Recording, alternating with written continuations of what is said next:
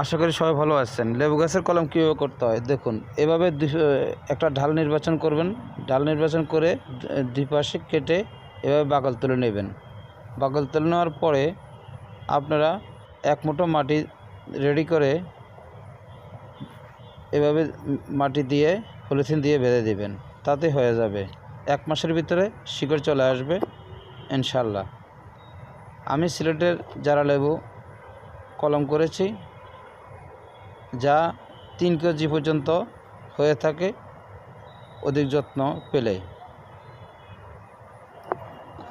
আমি গাছ লাগিয়েছি মাত্র 5 মাস, তাতে একটা লেবু এসেছে যা আধা কেজির মতো হয়ে গেছে। আপনারা চাইলে এভাবে